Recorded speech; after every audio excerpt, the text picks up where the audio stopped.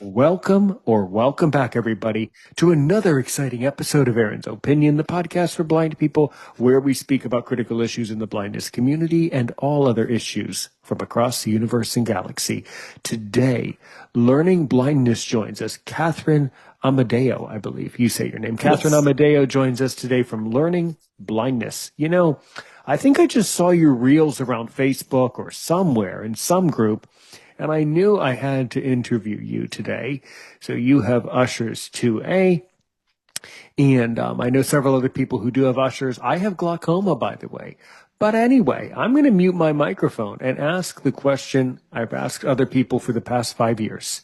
Who is Katherine Amadeo? What can you tell us about learning blindness, your life story? Ushers 2A, go. Okay. Thank you for having me. So Usher syndrome requires both parents to carry the same gene, and there's many genes that cause Usher syndrome. So, both my parents, in a little bitty town in Mississippi, happened to carry the gene, and so I am positive. My son is a carrier, but not positive. So if he has a child with somebody with his exact gene, yes, he could have an Usher syndrome child. There are around 25,000 Usher patients.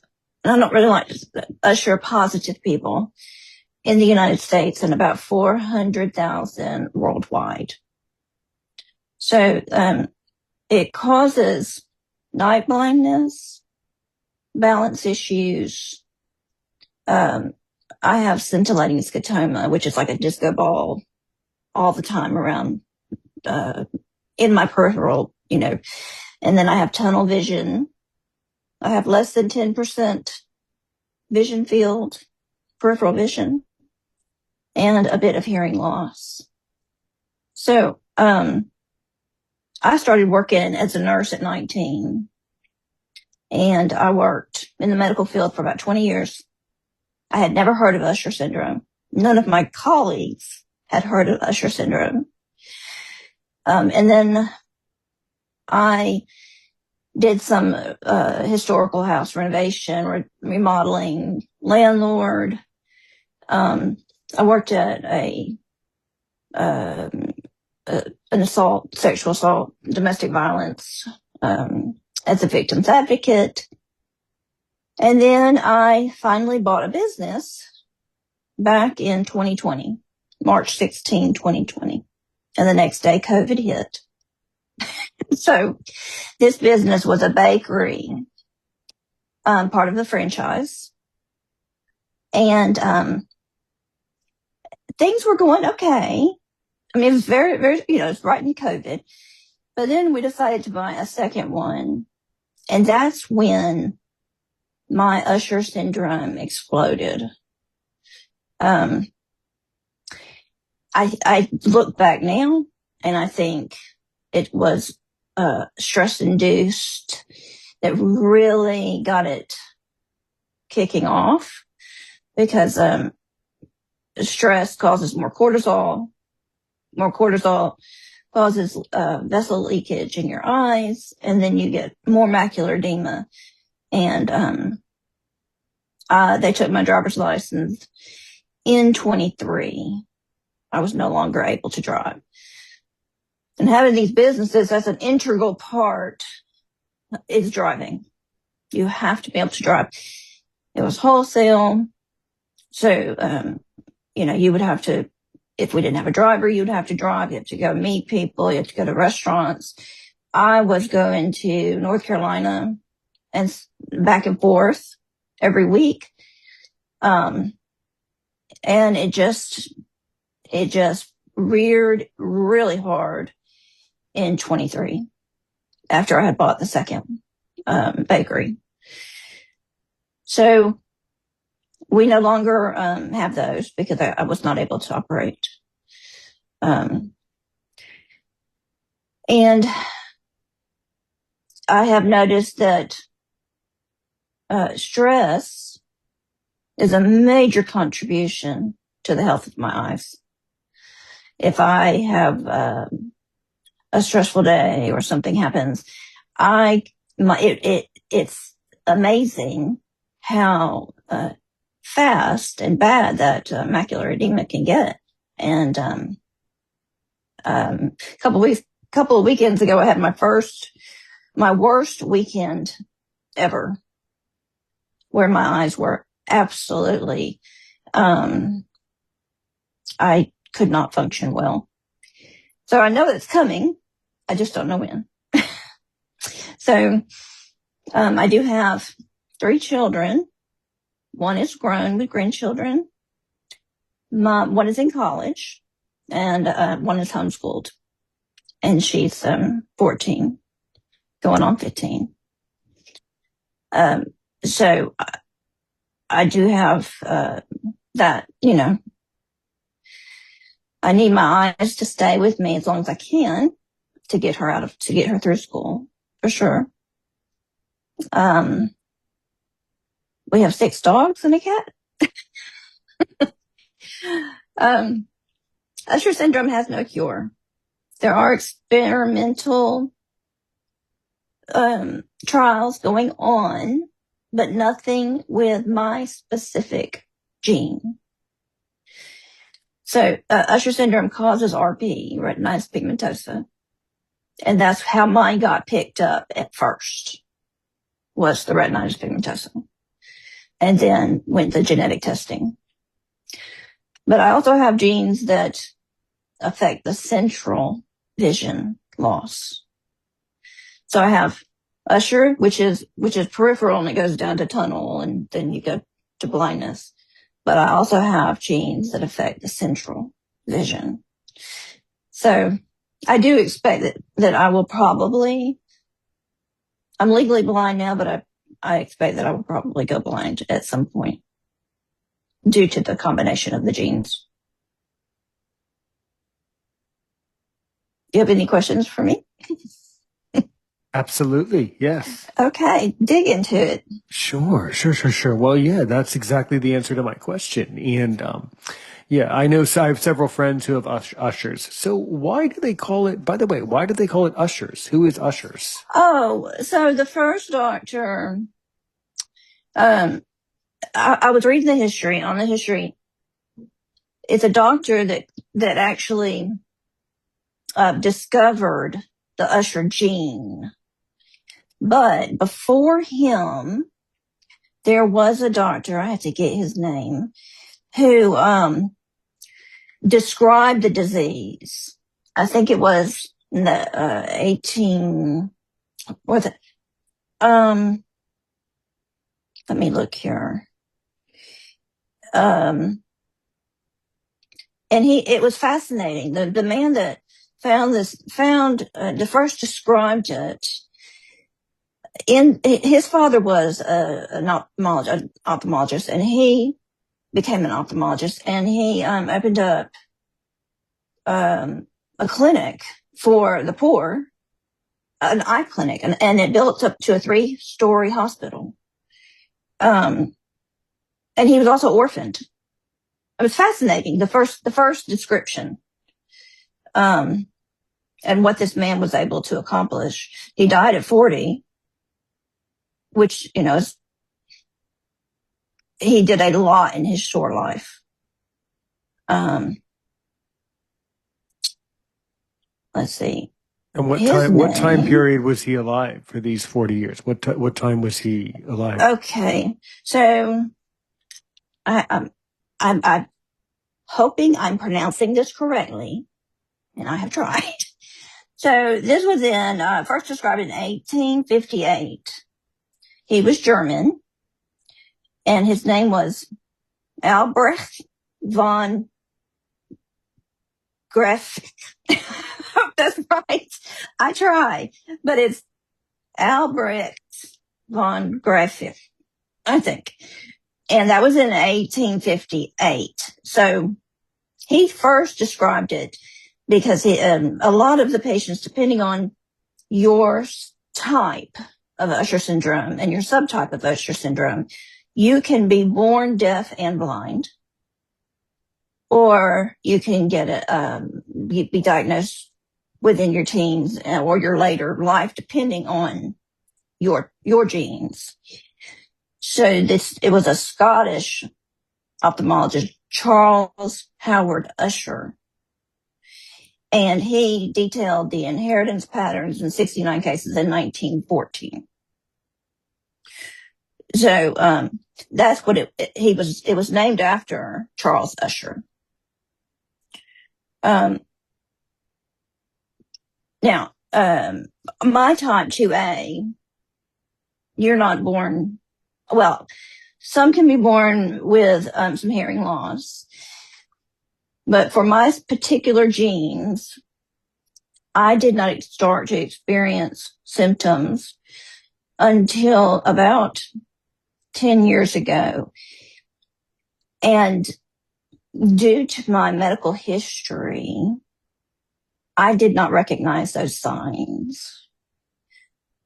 So I had a very, very horrible history of migraines, awful.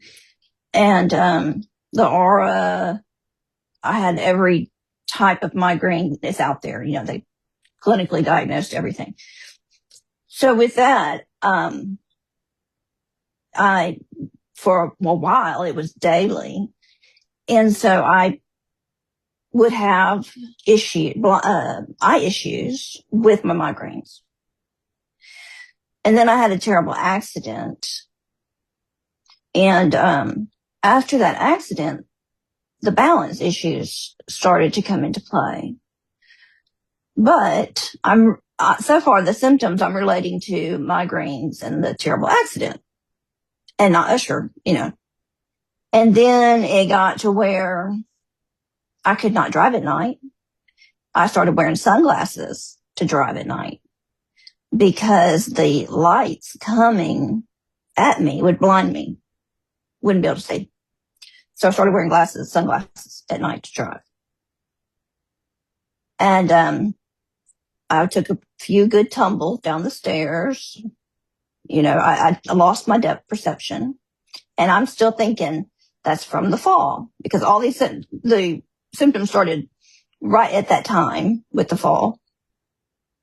And then when I went to my ophthalmologist, that little test where you have the squiggly lines and you have to press a button every time you see a squiggle. Well, I failed it. And he said, you need to take this again. And I said, okay. And he said, you have to push the button. I said, well, okay, that's fine, but I don't see anything to push the button for. I said, I think your machine is broken. He said, no, your eyes are broken. So then we went further into the. That's endearing. That's cute. That's cute. Let me just say that I've had a lot of experiences too with glaucoma. Yes, it's not the same thing as Usher's, obviously not. But I've dealt with a lot of doctors, and these ophthalmologists are amazing people, but they're characters. Let me tell you, they say they have their own material, and they say a lot of really silly stuff. So that's the type of thing that I would have said if I was a doctor. I would have said that. Well, I would have said it maybe a little bit more gingerly or a little bit more diplomatically, perhaps. But ophthalmologists are not diplomats. I've typically noticed that. No, ma'am. I think really stop blaming our system. Stop blaming the technology. I think that's what works. What doesn't is that you have this thing called ushers, is what they're supposed to say. But I do understand how sometimes, and a lot of times, and I think this is more for the audience than for you or I, a lot of times ophthalmologists do not understand what it would be like to be blind. So a lot of times they have to have ways of kind of coping with what they're seeing. And so by doing that, a lot of times they do say stuff that's pretty raunchy and pretty inappropriate and pretty silly quite frequently. But I've come to understand that they do that so that they can get through the day. So it's really nothing personal. Yeah, Right. yeah. So Yeah. that is really really interesting. Yeah. So that was kind of the clue. Hmm. What was the apart from your fall? What was the accident that you said there was a significant accident that you got into? Oh, so I fell down a manhole on an army base. Oh my. Um, yeah. And I got beat up pretty bad. I fell down. In other Mhm. words, in other words, by manhole, you mean like the things that are usually covered up on the street when I walk, and if you like a kind of like a grate, you fell into like a big hole, like Well, how do this you? was, Wow, well, I'll how do tell you you do how. that? I know. Well, not easily. So we had gone to, Augusta, Georgia. I think it was Augusta, Georgia, to see a specialist, for me on another issue. And we had actually stayed in, the, on post, just like a hotel kind of thing. And so we had two dogs with us that we had brought. Um, and we were leaving. And I said, well, I'm going to take the dogs for a quick walk real quick before we go. So I had both of them. I had a lab and a little bitty 5 pound, mutt thing. And, it had been raining and it was muddy and they were on a leash and I was on a walking path. Well, right next to that walking path, and it wasn't maybe 2 feet, if that, there was like a utility. It had these doors that would open, two doors that would open, and they were supposed to be screwed. The hinges were supposed to be screwed onto this top. My dogs were up there jumping around, out of the mud. And I'm standing there and there's like ant piles and stuff. And if my lab is up there jumping around, I'm thinking there's no problem, right? So I step on there. Well, I step on exactly where it wasn't bolted and I just flew down into it. It was about 8 feet, I think. Maybe I could not get out on my own. It was too tall. And I'm 5'1". So when I land bottom down on top of all of this, equipment that was down there, pipes and gauges and rough corners and all that, and concrete walls. So I hit my head on the wall, had a Ugh. concussion, and I, damaged my back, my shoulder. I had, the lab, when I walked her, I had it kind of wrapped around my arms because she would pull. And so the fall was so forceful. She stood her ground when I fell and I pulled the harness right off of her. And she was, about 100 pounds of lab. The little one fell down and with me, but luckily he fell in my lap. So he didn't die. He didn't get hurt. And I didn't have cell phone service inside that hole. And I'm thinking, I don't know how I'm gonna get out of here. I don't know what to do. And all of a sudden I hear this lady, ma'am, are you okay? Well, she had seen me and the dogs up on that and that platform was just maybe a foot high, if that. She had seen us and she said, I was watching you play, the dogs jumping, and then all of a sudden you disappeared. And then the dogs started running, chasing butterflies out in the field, the lab. She left me A there. lot of help. They were really helpful. She came and she actually got me out. She had to lay down and reach down in there. And I was able to get her arms and kind of pull me out of there. And then we were at since we were already on post right next to the hospital, we go back into the hospital. And, they're thinking my husband had beat me up. And I'm like, no, I fell in the manhole. And they just couldn't believe it. They just didn't believe it. And, so finally they believed me. They looked at the manhole. I had injured my right shoulder, the concussion, and then the nerve damage. And the worst was the nerve damage down into my feet. I had to have surgery, to fix that. Because I could not walk. I couldn't walk from my car into a grocery store. I could not walk. It hurt. It was just so horrible. But they did this, kind of like the sonic, like with a lithotripsy, where they break up stones with, sonic waves. They kind of did that thing to the bottom of my feet.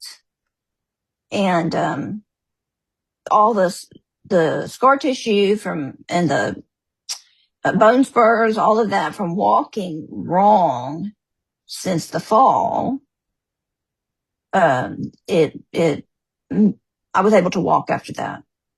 I could not walk. I could not walk before, but then as soon as they did that sound wave, I could walk. So I had a lot of balance issues after that fall, not knowing that it was Usher. I thought it was the fall, with the concussion, and then the depth perception hit at that point. And I was still blaming the fall. So it was spring of 23 when I was formally diagnosed with genetics. Right. Yeah. And then, yeah. Exactly. And your ophthalmologist may never see one of us. I mean, there's only 25,000 in the United States. The chances of your ophthalmologist having an Usher patient is not real big. I've talked to some people that have Usher syndrome, and it took years for them to get diagnosed. Just because of the lack of awareness. I'm very lucky that I had the doctors that I had. I go to the Retina Institute of the Carolinas, and I think he said that he had one other patient, and I do know that there's 3 of us in the vicinity. We all have different Usher types, but you even at the Retina Institute, they've only had one. So I was their second. People just don't know. They don't know about it. Even the doctors. You never seen one, and chances are they will never see one. Yeah. No, I understand what you're saying. Yeah. I mean, I know of it. My retired TVI, has Ushers. I don't know what specification, but I know she has it. So, I mean, I knew what Ushers was when you started talking about it, on Facebook and in the various groups. I knew what it was when you were talking about it. But I do think that this is why you need to create these videos and come to podcasts and educate people, because there's a lot of misunderstanding, and there is a lot of misunderstanding and misinformation Yes. about these things. A little bit of a sidetrack. So I'm going to take a wild stab at it. I'm guessing that your husband served in the Army. Yes. Very good. That's wonderful. Yes. So good. Yes. Yeah. How long, if you don't mind me asking, how long did he serve? I think it was 12 years, and then he did the reserves. Well, he can retire now from the reserves. I'm not I think he's done about, let's see, it was 12 years, and then reserves for, I think it was another 10. I guess he's done about 10 years of reserves, I think. Yeah. And he was Army infantry. By the way, I wasn't going to ask what his MOS was. I wasn't going to ask that. Yeah, that's interesting that you said that. Yeah, that's very interesting. Yeah. Well, that's wonderful. Mm-hmm. Really good. Were you stationed overseas at all during those 12 years? Well, okay. Alaska, if you call that overseas, Well, that's technically. Well, that's fascinating. By the way, I've never been to Alaska. What is it really like when you live there? Was it Wainwright? Is that what it's called? Is that what it was? Well, there's Fort Wainwright there in Fairbanks. Yeah. And then there's the air base down in North Pole. We were in Fairbanks. I loved it. I absolutely loved it. The sunlight, you go 6 months of gray, and then you have 6 months or so of the bright light. 24/7. It's 24 light for at least much longer, 18 to 24 hours a day of light, at least. Yeah. right. That's And fascinating. so it was, I loved it. I loved Fairbanks. The schools were excellent. The healthcare was excellent. You could basically find whatever you needed in Fairbanks, but it wasn't Anchorage. Anchorage is more dense populated. Fairbanks, you didn't have that big of a population, but I loved it there. Wow. Now, I don't know if I could live there now because of the bright snow. Sunlight, I can't be in bright sunlight. Right. It kills my eyes. And I don't know if that bright white snow would hurt my eyes or not. I don't know. I don't go outside now during the daytime. Understood. Unless I have to. Sure. Because it will hurt my eyes. It's not just that I can't see. My eyes actually hurt. Understood. In the bright light. It actually physically hurts, and it would actually do physiological damage. Yeah. Yes. Yeah. Probably a place like Alaska would not be conducive to your eye health now. But that's really fascinating. I'm a young kid. I'm 34, and I now that I live where I do in the South, I always wear sunglasses when I go outside. The UV rays down here where I am are so severe. I used to live in Maryland, and there I never felt the need for sunglasses, but I've learned now that I live where I do, I've learned to always wear sunglasses. You really have to protect your eyes. Ushers are not. And the doctors down here are telling patients more and more, one thing that's really good for your eyes is to wear sunglasses. Now, it used to be believed that if you wear sunglasses outside all the time, it's bad, but no, they're starting to change that and starting to say, no, you know what? It would just be better if you protect your eyes. From these UV rays and these various rays of light that we're not even aware that we're seeing, but they're still doing damage to our eye.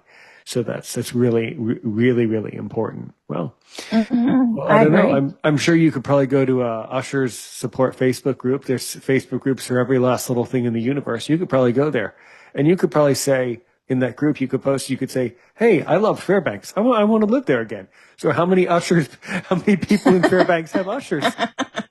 That's an interesting thing to look up. Certainly, I don't know. Well, certainly there are. So because the reality, as you understand, is that Ushers obviously impacts your life, but it's not going to control your life, nor should it, nor would it, nor will it ever. You have to go about your business. So certainly there are people in all 50 states. I'm guessing there are all people in 50 states who have Ushers or who have these things. I don't know. But then again, I'm not in glaucoma groups. Again, I don't know where your reel came into my feed. I don't know how I don't know where you did post, but at some point it came across to me. I don't fully understand how. Yeah. So you mentioned that you were originally from Mississippi. You grew up there, or now you're in the Carolinas. What part of the country do you live in now? Well, I was born in Seattle, Washington. Oh, really? And then my parents were missionaries, so then we went to Vietnam. And then we left Vietnam at the fall of Vietnam. It was about 19. Wow. Let's see. I was born in 71. We were there 4 years, so 75. So it was right at the fall. And then went over to the Philippines for 4 years. And then ended up in Mississippi. And then we finally settled in Memphis, Tennessee. Okay. And then with the military, we went to Alaska, Kentucky, Tennessee, Alabama, Georgia, and now we're in South Carolina. Beautiful. Oh, that's wonderful. South Carolina is a great place. Well, all those places are there's great things in all 50. Well, as I tell people from all over the world, they say, what state's the best? I say, well, it just depends on what you want to do. There's always the good place in all 50 states. There's always the good thing to do. Yeah, absolutely. Well, wait a minute. This is really fascinating. So, I'll preface this by saying, I'm a Jewish guy. I don't know much about missionaries, but I know what they are. So do you want to share, if you're comfortable sharing it, do you want to share maybe any memories from Vietnam, Philippines? How many languages do you speak fluently? You know, that type of thing. I'm also a language teacher, by the way. That's why I asked that. Oh, well, from what I understand, because I don't remember a whole lot about that period, I do know there was, we were in Vietnam when I was a baby up to about 4, and we could hear the bombing and the fighting and all that, and I was told stories about us having to hide in the bathtubs and all that, and I think growing up, some of that trauma has kind of blocked memories. When you're very small and you live in a war zone, it kind of blocks your memory. But I grew up speaking Vietnamese. But then when we were in the Philippines, nobody spoke Vietnamese in the Philippines. So then I lost the Vietnamese. And Tagalog, I went to a international school. So there was not many people that spoke Tagalog in that school. And where we lived, it was kind of like a compound kind of, and there I didn't have a lot of I had missionary children as friends, so they did not speak Tagalog. So I don't think I had, from memory, I don't think I spoke a lot of Tagalog, more Vietnamese as growing up. And then Philippines, I love the Philippines. But I was also very closed down in the Philippines. We went to a private school. Everything was very sheltered. So I only remember good things from the Philippines because I lived a very sheltered life. So we did not. The kids weren't exposed to a lot of the poverty and situations we didn't see on a daily basis. If my parents went on a mission, most of the time we did not go. We had a nanny there, so we would stay with her, or we would stay with friends or something. So we weren't out in the field very much. And then coming back to Mississippi, we only stayed in Clarksdale, Mississippi, for a short time, and then it was Memphis. And Memphis was a shocker. After being so sheltered for so long, Memphis was a shocker. I still love Memphis, but it is certainly a place of its own. That's for sure. I've only been to Tennessee one time. I still do. I guess you can see I used to have a fixation with parrots, so I've been to Parrot Mountain. Did you ever go to Pigeon Forge, Gatlinburg, that part of Gatlin. Tennessee? Mm-hmm. Yeah. So Yes. I've been to that place. But what you said Memphis is really different or really shocking. What's so shocking about Memphis?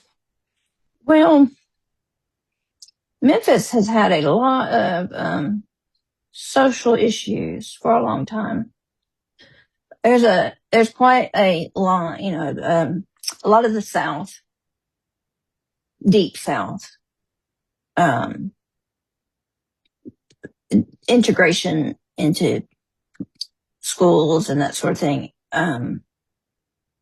It was Memphis. It was pretty segregated, a lot, even when I was there in the 80s and 90s. When I was growing up overseas, I never experienced the racial divide that you see when you come here to the United States. But I also say I was very sheltered, but that was quite shocking to me. And Memphis is quite, it's better. now than it was. But there is a deep cultural divide in Memphis. It's better. That was the first place that I experienced prejudice. I never knew it before we came to the United States. But I was sheltered too. I mean, I don't know if I had not been sheltered and I was living in a regular area and went to, didn't go to a private school. I don't know if I would have had the same experience. I have no idea. But it was just shocking when we got to the United States at how the racial divide is, especially in the South. Sure, absolutely. Yeah, that's really fascinating. I mean, the answer is in other countries there certainly are, issues. They have their own issues is the answer. So probably you were too young to notice, or if you were too sheltered, you were too sheltered. But was there discrimination in those countries? Absolutely. In Vietnam or Philippines? Sure. Definitely Vietnam. Certainly there's discrimination and these different social issues. It's just if you're a child, you don't notice, Right. So there probably, and obviously there were serious problems in Vietnam society or else a war wouldn't have happened. So obviously there was a problem. Yes. A problem to which, by the way, most of my generation is completely oblivious to, believe it or not. No, I believe it. Well, No, I do. You're a character. You are very dynamic. Like let's talk about stereotypes. The other stereotype about people from the South is that they're very like stoic and never laugh and are very stern. Usually people from the South are a little bit sterner and a little bit more stoic. But you're very dynamic. I actually wasn't expecting this out of you. That's really fascinating. Well, it was true. I seriously had no knowledge that prejudice existed until I moved here. We just never experienced it. And it was, in Memphis, it's quite, especially in the 80s and 90s. It was very pronounced. Yes. Probably so. I do believe you. It's just I was born in 91 and I've never been there, so I can only say you're correct. Well, that's where Luther King. Oh, certainly. I mean, not John Luther King. Martin Luther King was shot in Memphis. And I used to work in a jail. Oh, and really? You are fascinating. The longer you talk, the more interested I am. Okay. Oh, this is going to be fun. So we might do part 3. No, we're going to talk about part 2 and part 3. No, we're going to talk about it right now. Part now. So talk about the jail. That's so cool. Actually, I shouldn't phrase it that way, but that's so endearing. That's really fascinating. Let me just go back and preface this by saying I have interviewed people who have been to prison. I've also interviewed people who have worked as correctional officers. So that's a blast. What did you do in the Department of Corrections? Well, I worked in the medical. I was a nurse. It was when I started there, it was the second most dangerous jail in the United States. But when I say jail, it holds about 3,000 and it was always full. This was not federal penitentiary. This was jail. Yeah, but they could still be there for years. Yeah, indeed. I certainly know the difference. As someone who studied justice, I never studied justice, but I'm aware of our justice system. The difference. Jail, for those who are confused, jail is simply where you are sent before you are sentenced to prison. So it's a shorter. You're there for a shorter stint of time typically, and they are significantly more dangerous than prison. Obviously, jails are very dangerous for many reasons. Yeah. So what happened? So I'm 5'1", and there's about 3,000 men that were housed, and it was very interesting. There were lots and lots and lots of learning lessons, seeing a majority Black men were incarcerated. some for reasons that jaywalking, that sort of thing. And you put a young man in there, and it's not very helpful, especially if they're young. They don't learn the best things. A lot of games. I worked with. We had a crew of paramedics, EMTs, the veteran medics, some police officers that would have past history of veteran or in the medical. They were there. I was there 5 years, and it was an experience. Now, I never got hurt. I never got physically hurt, but I tried to treat everybody with respect and acknowledgement, dignity, and it pretty much worked for me. There were some outliers, but pretty much I didn't have poop or pee thrown on me. And that happened all the time. I mean, people would make these bodily fluid bombs and throw them on people, but I never experienced that. I worked my first job ever out of nursing school. I worked on a neurosurgical floor, and I was so just such a newbie. I didn't know that it was probably not a good idea to have 14 patients and fresh post-op patients. And at 19, I did not know that's probably not the best thing. But I look back on it now and I think, golly, the shortage was so bad with nurses at that point.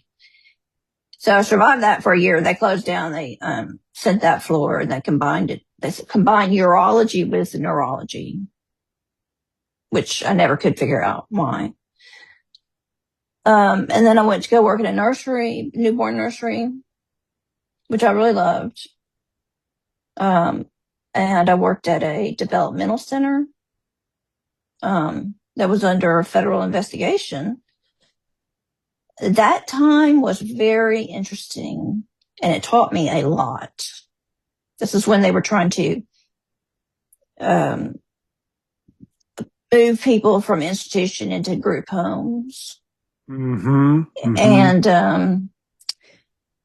it was also the time when they were trying to empty out the mental institutions also to group homes. And that's when the homeless population exploded. I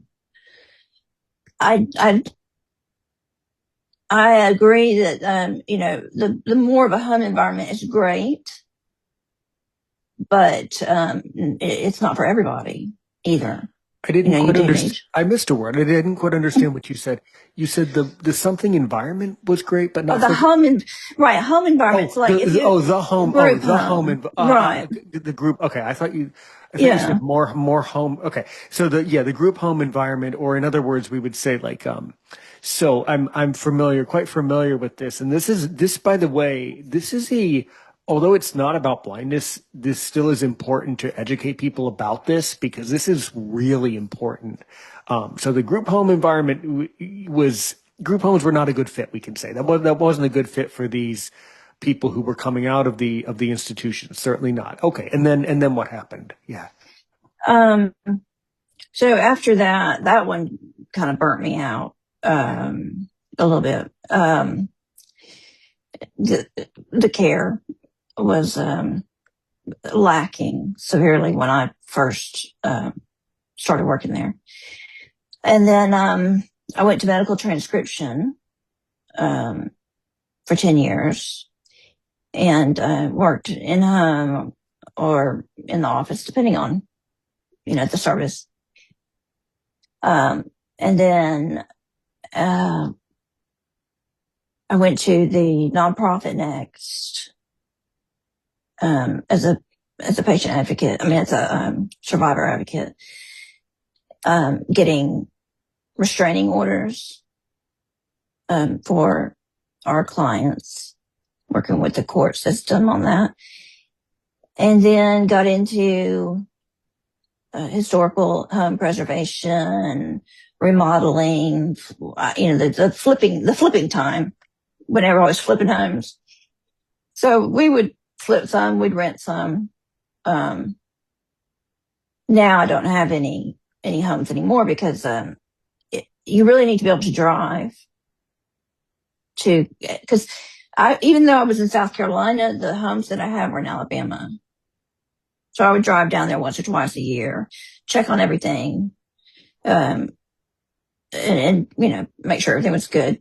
I had a manager there that was overseeing the, rental part of it, but I would just go check outside and see what else was available in that area. Because where I was buying, it was very, very cheap, and the yearly taxes were like $500 for the year. And so, I mean, it was a no-brainer, and it was right by the military base. So you could get, tenants very, very easy, and the taxes were so low. But I don't have them anymore because I can't go see them like I should, be able to go check. So quit doing that. We sold the last one about 2020, I guess. We sold the last one. And then, we bought the business, and the day before COVID. And that was, that was a really hard time. The people that had enough, income or working life could file for disability. I mean, for employment. What is that, employment? What is that called? Where they'll pay you unemployment benefits. Right. Unemployment benefits. So everybody that could apply for unemployment benefits did. So your workforce, a lot of it left were people that could not file for unemployment. So it was a really rough time at that point. We had massive overchange constantly. You couldn't find supplies. You had to drive 3 or 4 or 5 places. You got people that were so mad about the mask policy. It was very challenging to get through that. And people didn't understand the health, guidelines were changing all the time. Mask, no mask, stay at home for 10 days, don't stay at home for 10 days. It was all the time. And if somebody in there got COVID, then everybody freaked out. Nobody wanted to come to work. It's hard. It was really hard, but we made it through it, and we stayed on the top 10. And we were doing really, really well there for the first 2 years. We were doing really well until my Usher syndrome decided that I could not do that anymore. And so, and that is one. So being from the background that I am from, and having the multi-experience over several careers, I think I see things a little bit differently than people that don't have that experience. And there's 2 things that I would love to see happen. Well, actually 3, but one is, even if it's not federal, even if it's just South Carolina, I would love to see that there is a disability clause in business contracts. So, and it doesn't, people take advantage of systems all the time. You know, I hurt my back. I'm going to say this clause affects me and I'm getting out scot-free. That's not what I foresee. I foresee people that have, for instance, me, got diagnosed with a genetic disease out of nowhere. And it rapidly declined. A clause like that if you get a rare disease or if you're disabled to the point that you can no longer do that job, there should be some kind of clause in all business contracts because it can kill you financially. You know, if I would have never gotten into the business, I would never bought them. I would have never bought them if I had known, but I didn't know. And it's when the stress hit really bad after the second purchase, then, I mean, you know, you're kind of stuck. There's not a lot of ways to handle that financially with the contracts.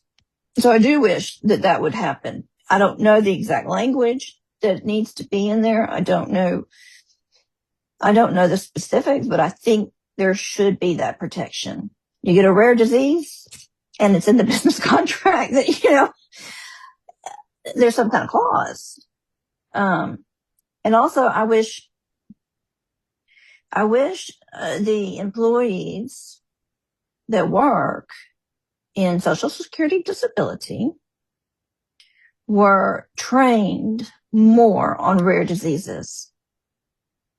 And my disability journey to file for disability was absolutely nightmare. It was a nightmare. It took me a year and a half. Usher syndrome is listed on the compassionate list for Social Security benefit, disability. They only judge your vision field, your peripheral vision, your vision field. It has to be less than 20%, or you have to be 2200 corrected. So the testing that you do for that is there's only 2 places around my area that do it. It's called a Humphreys -30. I think it's Humphreys -30 that's required. And to read that Humphreys -30, I think it's 30. It might be 20. If I'm making the wrong, sorry. It's either 20 or 30.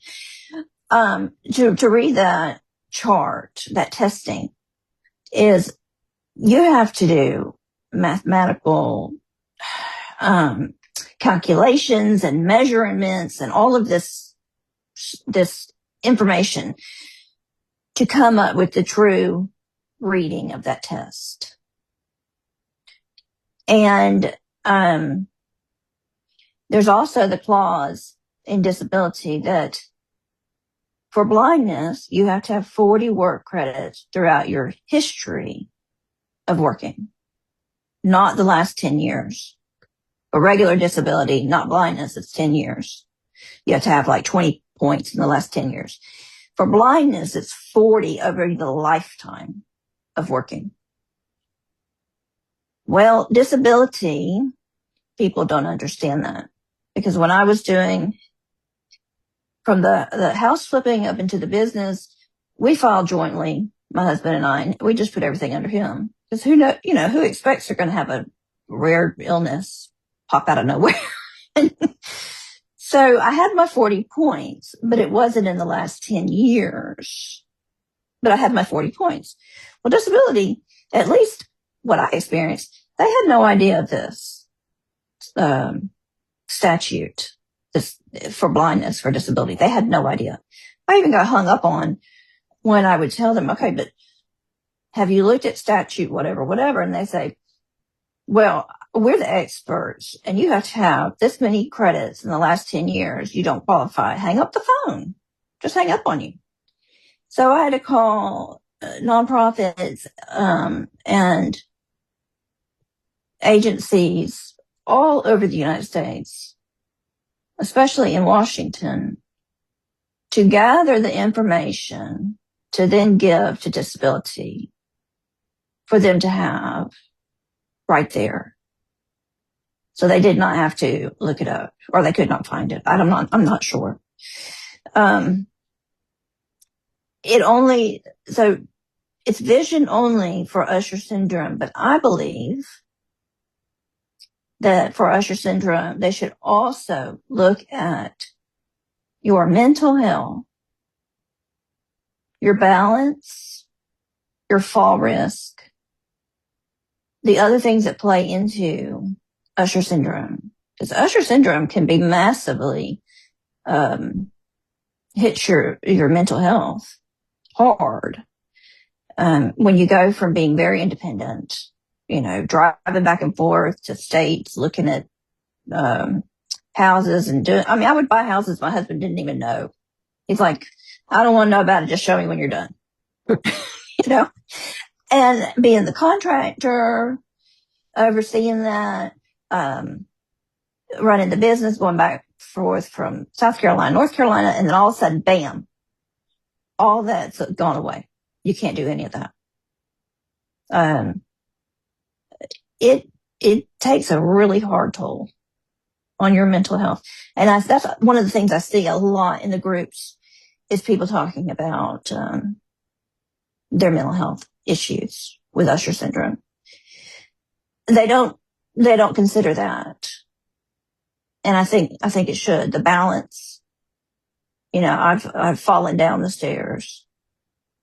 I have cut my ligament in my foot. I didn't see a bread knife on the counter. It was out of my vision field. And it was a solid steel bread knife with a serrated edge. Oh, boy. It fell right down onto my foot, blade down, and where it hit, it cut the tendon. Oh. So the cut was small. It was about, I don't know, half an inch maybe. But it was perfect. But it hit the perfect spot. That's bizarre. That's awful and bizarre all at the same time. Yes. Well, my kids were home. My husband wasn't. So I was in the kitchen and was one of the only times I did not have a pair of tennis shoes on. I try to protect my feet because I run into things all the time. So I usually wear something, rubber sole, foot protection, tennis shoes or whatever. And I happened to have on some slippers that day. One of the only times. And when it fell, it went right through a blood vessel, a vein. And so it was just pouring blood everywhere. And my poor kids were here with me. Then they're on the floor trying to mop up blood. Oh boy. This thing is just squirting everywhere. And I finally, was able to get a pressure bandage on it. And my son's like, do I need to take you to urgent care? I said, well, let's give it an hour with a pressure bandage. Let's see what happens. So as soon as I took that pressure bandage off, it starts squirting all over the place again. Oh boy. I was like, okay, well, we need to go get it stitched up. Yeah. So I went and got it stitched up. And about a week later, when the swelling went down and the pain kind of stabilized, I realized I could not lift my big toe anymore. I had no control over my big toe. So I went to my orthopedist, the one that deals with my shoulders. Saw somebody from their group and they said, well, looks like you have severed a tendon. So I need to send you to the surgery, the ortho. Wow. So it was a month or so before I could get in to see them.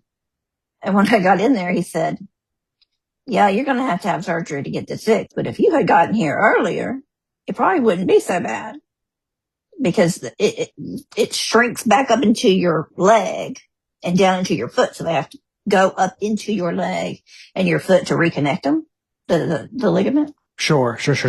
Yeah. And I was like, well, I couldn't get in. There was no space for me. So, they did have to, they reconnected it, and it was about a 3-month recovery. But that, if you, Social Security, I mean, I put it on my, list of issues I was having, balance and vision field and all that. And, it was just horrible. Finally, after a year and a half, I get in front of a federal magistrate judge. Mm-hmm. And at this point, I had been trained on the white cane. I couldn't drive. I had that, many accidents. And right after I had bought the business in 2020, I had a car wreck. This lady hit me from behind, and she tore oh my God, the left shoulder. So the right shoulder was torn when I fell down the manhole, and she tore the left one. So, what was I saying? Disability. Oh, the judge. So you go before a federal administrative law judge. And this, by the way, for the listener that's confused or shocked by this is incredibly common in this field. By the way, this is almost everybody at some point has to go before an administrative law judge. This is very common. Yes, go ahead. Yes. So before I went to the judge, I had to reapply 3 times because trying to get it from Rock Hill over to Columbia, where it's the main place, they have to send it, over. 3 times they would not send it because of the work credit issue. They did not know the statute that you have to have 40 over the lifetime of your work. So I had to reapply 3 times to get it to the next step. There was one lady in my local office that knew the statute, and she had to get involved over and over because whoever above her pay grade was the one that was blocking it from going over to the next step. So she finally got it put over there. And then I was calling probably, every week or so, because it was on the compassionate list. So that means, you get in first. And so I would ask them, do I need to see one of your doctors? What tests do you want from me? What do I need to do? No, everything's fine. We're just, So they rejected it twice on the work credit thing that they didn't know the statute. And then they told me that they had, my case was in Columbia. So I was there with my husband. He was seeing the VA there. And I called while we were there, and I said, well, we're here. So why don't I just come and we can sit down and figure out what's going on? What's wrong?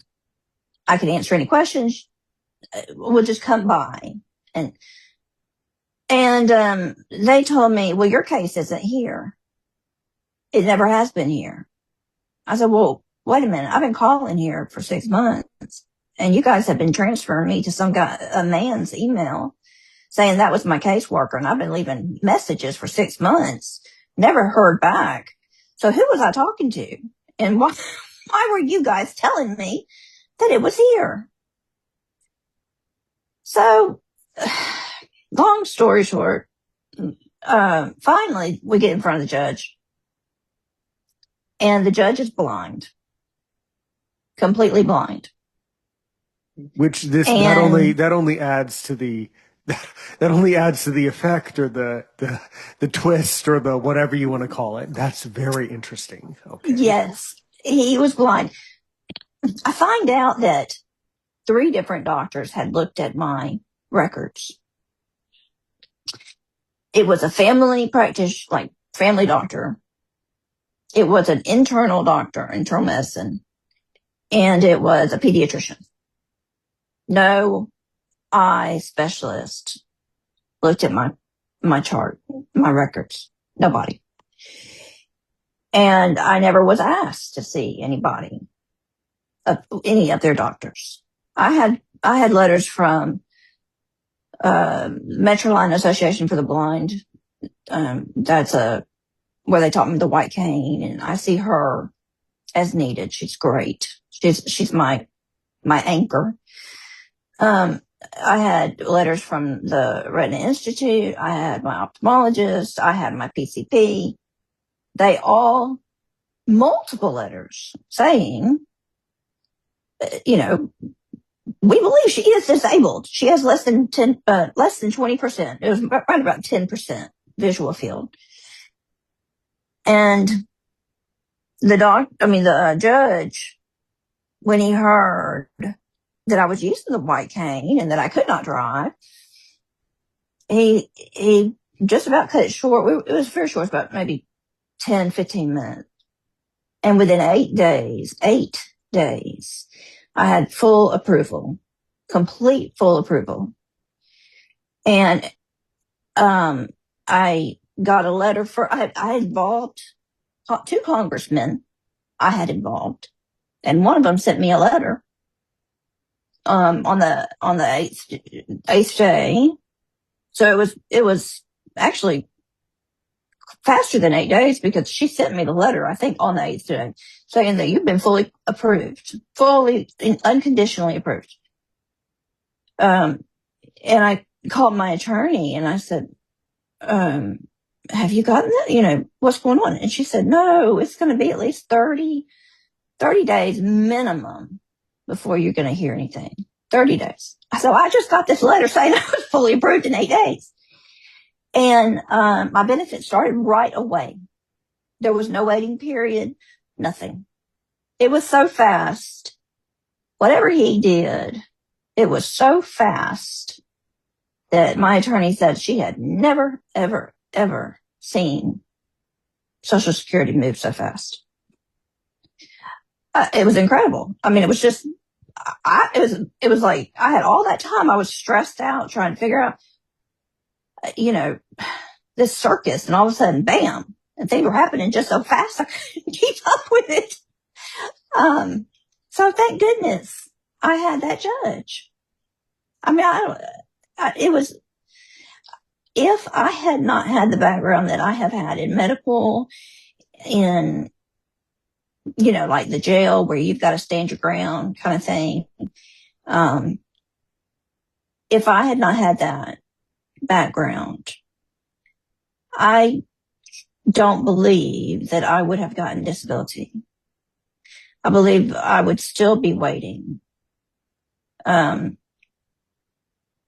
I knew from reading my own records and the support of all my doctors that I was right, and that I needed to just keep on. And I can see how people that don't have that education would be just in a really bad spot. They wouldn't know about the statutes. They wouldn't know to call, nonprofits from all over and get information to give to Social Security. They wouldn't know. I think they would be too intimidated. So I think that really, really needs to be looked at, and possibly have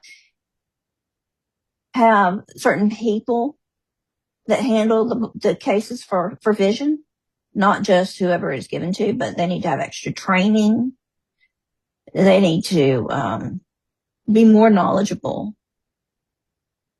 before making these decisions, because these are the people that we've got to depend on to make these decisions.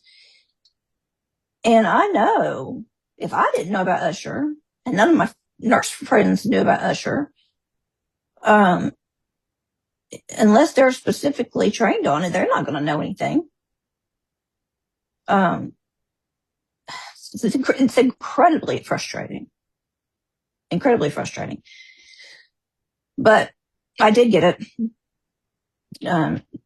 It was just a very, very stressful time doing it. Yeah, yeah, yeah. This is, off air at a later date. I can share with you a lot more of my own story, but a lot of what you just said sounded vaguely familiar in my own life for some odd reason. It sounded awfully familiar. Yep. So I probably know a lot more about this than I'm letting on over the air, but definitely, it also is overly clear to me that I think it's fair for me to say, whether it's fair or not, I'm going to say it.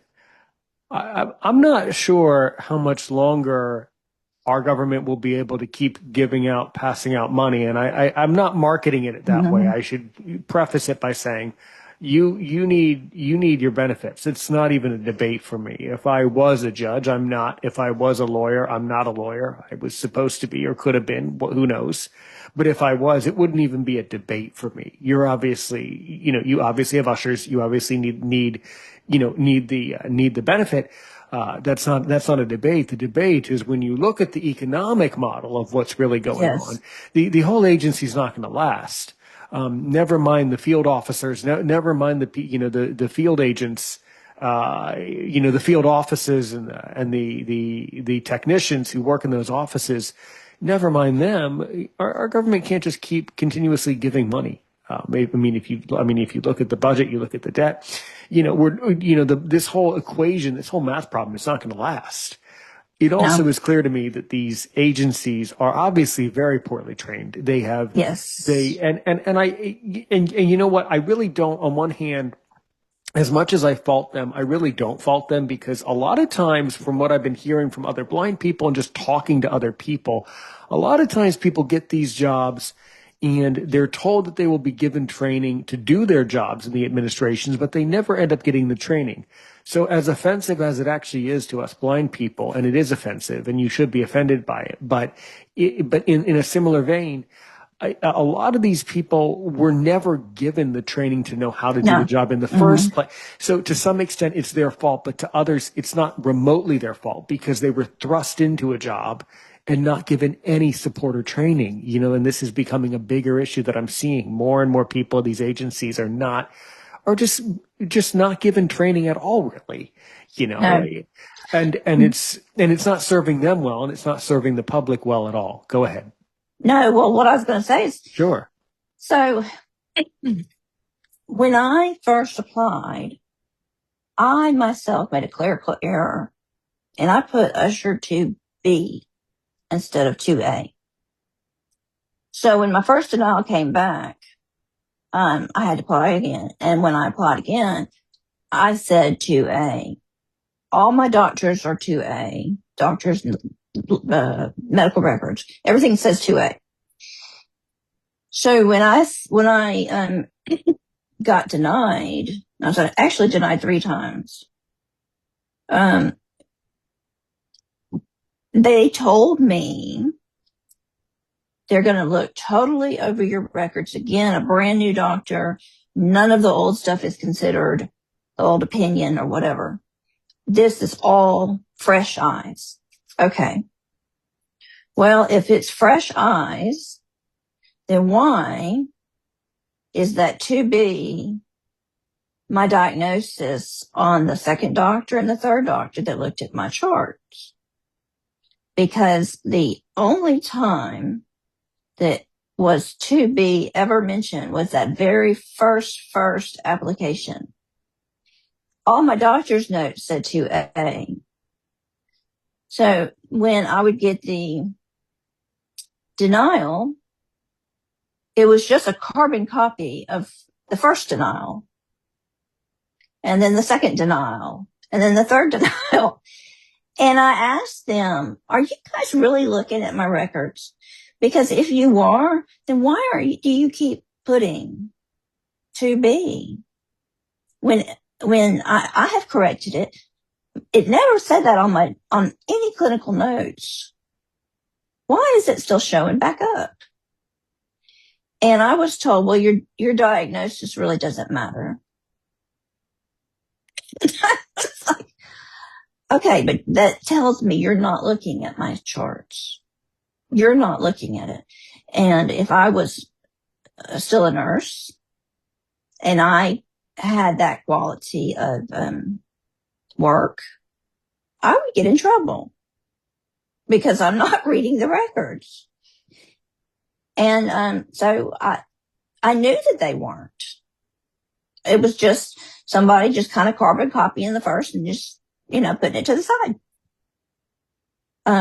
So I found that very telling. And that's one thing to look for. If you are being denied, are they really looking at your records?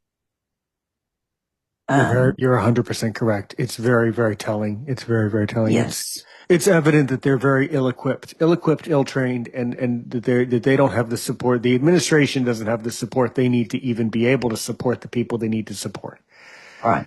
Yeah. This is a bigger, and unfortunately, this is just becoming a bigger problem, not a smaller problem. I think there are for the people that do not have ushers, or for people who do not have the situation you do. I think the other thing that happens is a lot of people give up. They don't know to get an attorney. They don't know to follow through. They don't know to stand there. So the answer is they either just give up. They give up or they give up, which is what mostly happens, which is what the administration wants. They want less work. They want people to give up. I agree. I agree.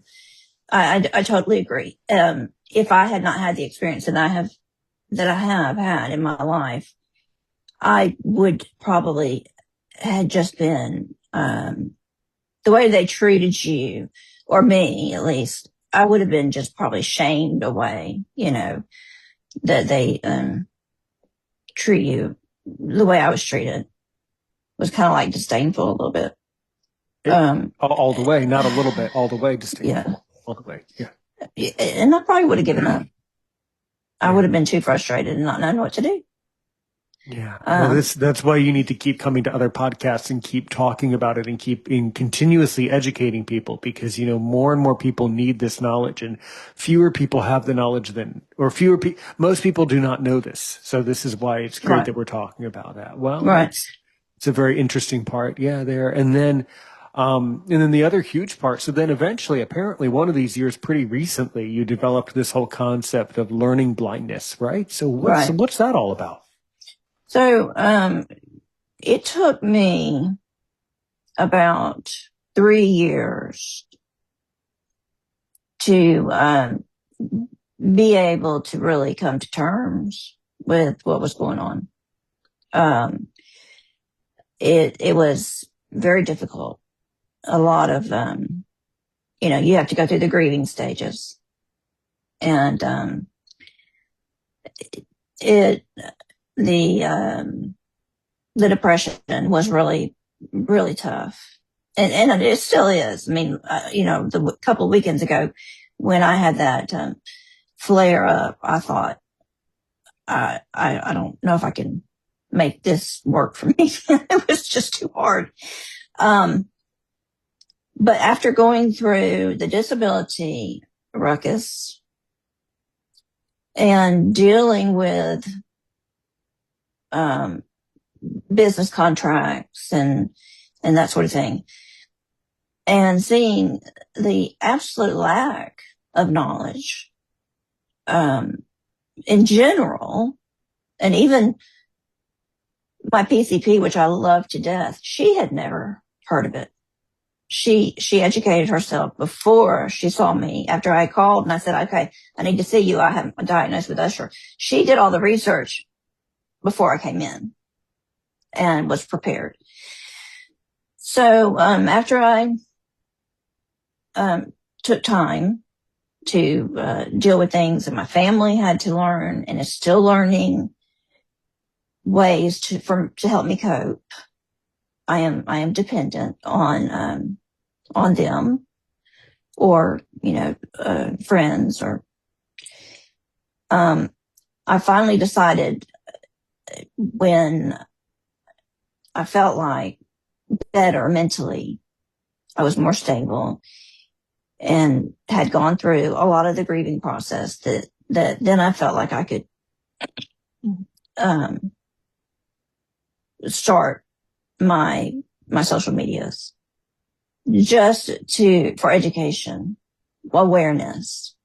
I have contact with the, Usher Coalition, and they have been wonderful, absolutely wonderful. And she's helped me get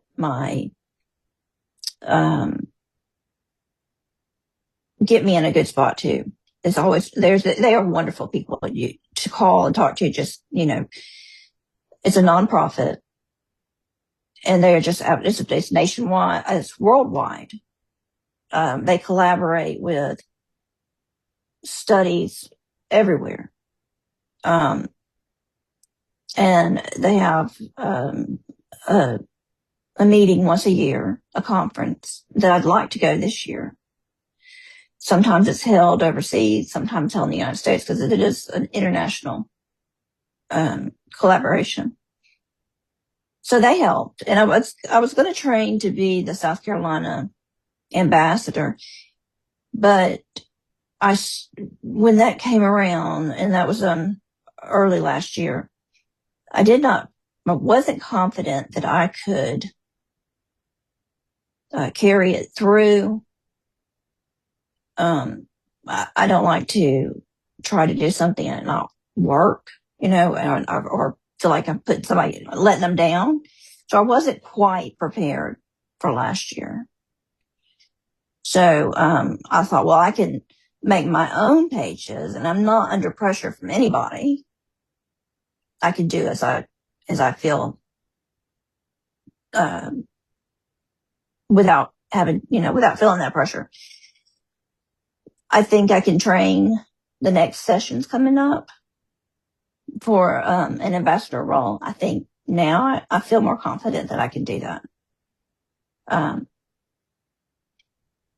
It's been a really interesting response on social media.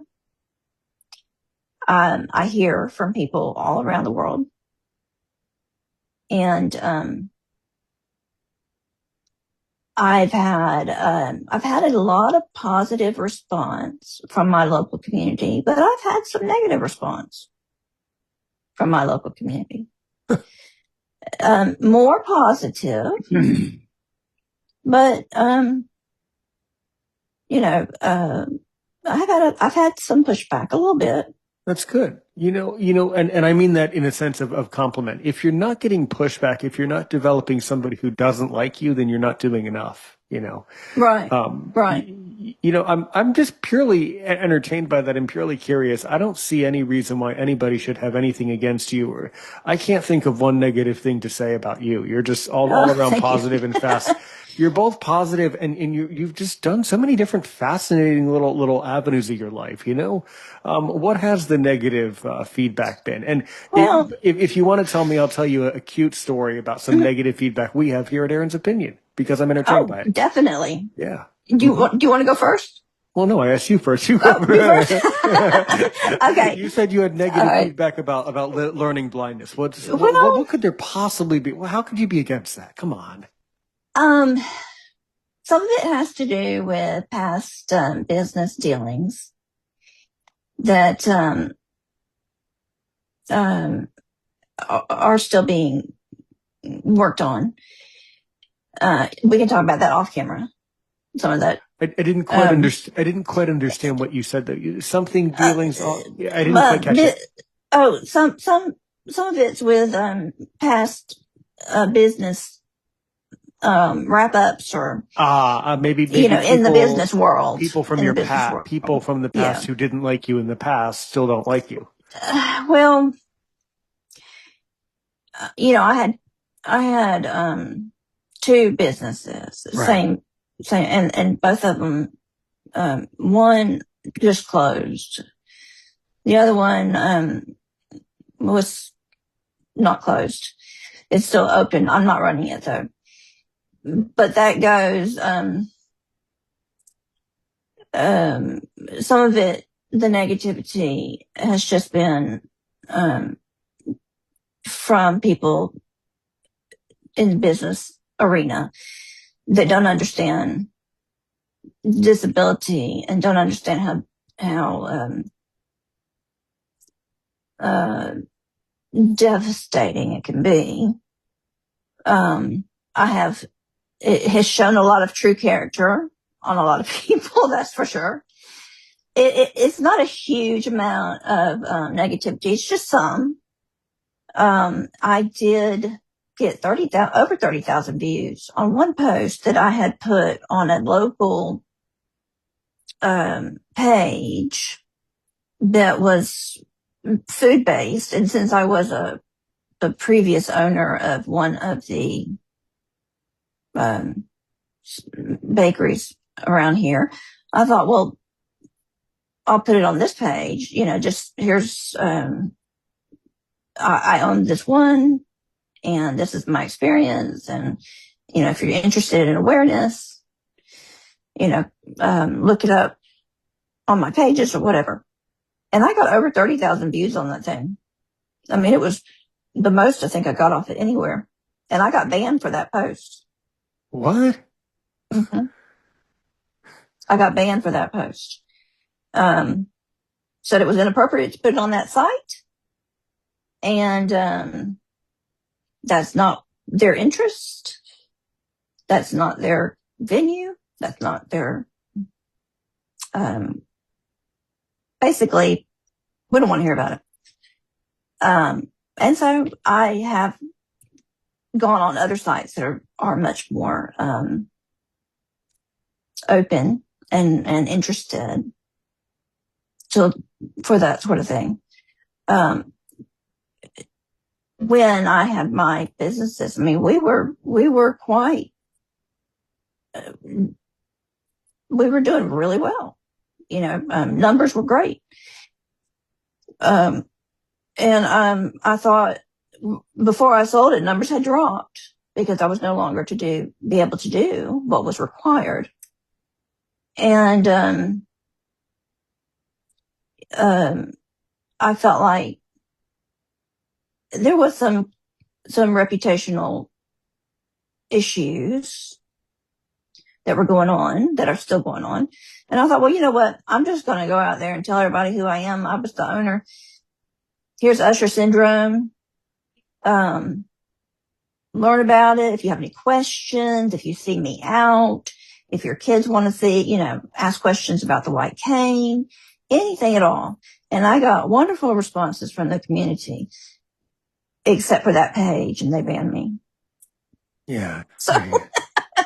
Well, I'll tell you one story, and then we'll go to a question, and then we'll walk to the end of the beautiful episode. So I'm on Apple Podcasts well, Erin's opinion can be downloaded on all the platforms, but most people go to Apple Podcasts. And I don't know how much you know about it, but on Apple Podcasts, you can see with each podcast, you can see a chart at the bottom, and it shows you what percentages of the audience think the podcast is 5 stars.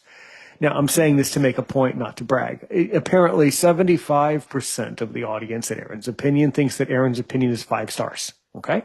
75%. That'll be important later. 1% thinks it's 1 star. And it's literally one person. And this is so cute and so funny. And they don't even know why it's so funny. The funny thing is somebody complained that I talk too much. And that's their complaint. I talk too much. It's a podcast. It's a podcast. Well, go tell them that. But the cute part is because it's only one person that said something negative, you can easily see who it is. So it's like this one negative person. So you'll always get those. And that always has to be what motivates you further. But what can endear you and entertain you is the negativity. But what should motivate you is all the positivity. By the way, please join my Facebook group and post everything about learning blindness there. You're welcome to post. I will. Please post in my groups. Please post to my audience. I want to learn from you, and I support you of what you're doing. Thank you so much. So I'm never going to say you talk too much, and I'm never going to take down your posts. And you're absolutely fascinating. Thank As we walk to you. the end of this, I do want to say, do you have any questions for me? As I always like to say, if you can ask me only one more question to really make me sweat, well, what would it be? Or if Oh you can, gosh. if you can really ask me a question about Aaron Richmond, Aaron's opinion, what do you really want to know? Um, well, first comes to mind is if I decided to pursue the what I see needed changes in business contracts and even having more training on visual disabilities, would you be up to be one of my cohorts in that? I would say probably. I would say I don't really know. I would say I have no idea, but I would also say probably, and it's definitely something that could be broadcast outwards. I think that my network and the people that I know around my network would be really interested in that for sure. And I agree with you that we need to spread the advocacy. So certainly spreading the advocacy and advocating for those changes. Yeah, we can definitely advocate for sure. That would be really good. Yeah. I have one of the congressmen said that if I wanted to liaison with their partner in Washington, she would put me in touch. I haven't taken that step yet, but I do feel like I want to do that before I can't, or before it comes too hard, or harder, or whatever. Right. Um, so that is something that I would like to do. And